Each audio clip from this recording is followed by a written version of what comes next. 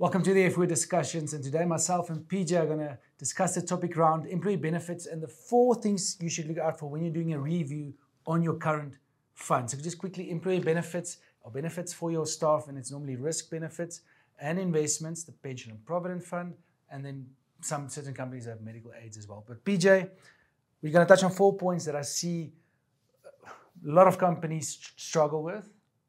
A lot of companies there's a lot of questions regarding these 4 topics, and these are the ones that we want to address when you are looking to review your employee benefits. So the first one is fees.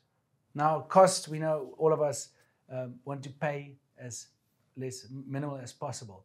So you have to be cognizant of the fees when it comes to employee benefits. And there's 2 parts of this. So the first part is your risk benefits. So those insurance benefits, your life cover, your disability cover, critical illness.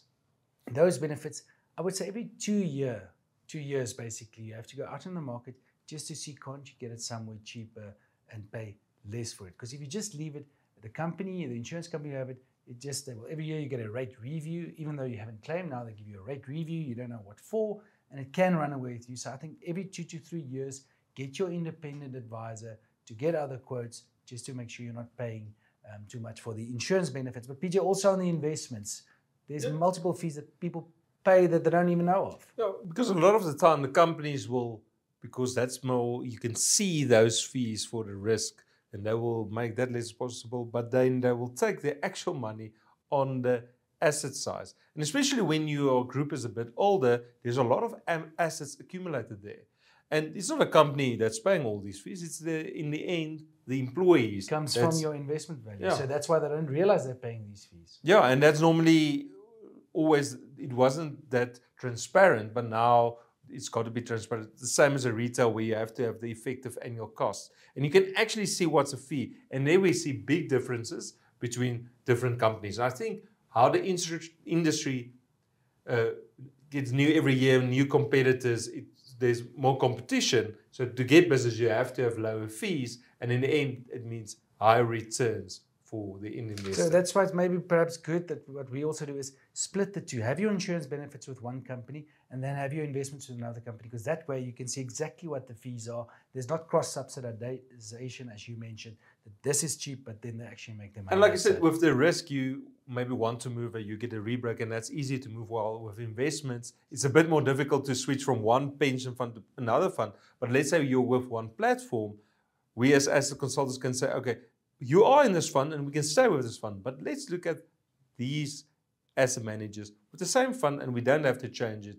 Otherwise, if you're with a big company, they keep it in their own risk, they keep it in their own funds, and there's nothing you can do about it. Yes. And that brings me to our second point. When you talk about fees, there's the advisor who also gets a fee, but that's more commission that comes from the company. So that's more regulated, but he needs to do something for that. And we often see that the employees working at that company doesn't even know what they have with the company. They don't know who the advisor is because they sold them the structure or the policy, but you never see them. There's no advice. So that's where we see advice is really lacking in this industry. I would say in the employee benefit industry, because the advisors already got their fees. They get an annual fee, but they don't give advice for that. And the single member needs to have that advice. When they retire, what are their options? How much should I put away every month? How much? What's my insurance products that I do have? Because maybe, we've seen it before, now they have insurance products in their own name and they're actually over-insured because they don't even realize they have 3 times life cover in the company as well. So I think advice there, really, really important. Yeah, and give member education sessions as well. Why should you save for retirement? Why shouldn't you take the money out sooner rather than later? And just every year, just say, stay invested and give that education. Give that feedback of the market. And then it comes to assistance, to my third point. And we see a lot of time when we talk to human resource managers, HR, and they are so fed up with this whole employee benefits and pension and provident fund because the employees come to ask her for advice or ask her for the statement or ask her what's going on in the fund. Meanwhile, there's an advisor who's getting money every month, getting paid for this, but he doesn't contribute anything or doesn't assist those the HR, and we definitely see that a lot.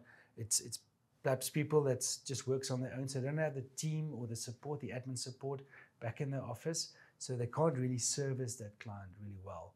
And that's where we also see a big need in the market, is for HR to have that assistance, so it's just off the hands and she knows it's taken care of. So that's the third point. And the fourth point, and then it gets a bit more technical, because then if someone really is a specialist or not, and that's where tax planning also comes in. And we know we get tax benefit of pension and property, but really what I'm talking about here is the approved versus unapproved risk benefits.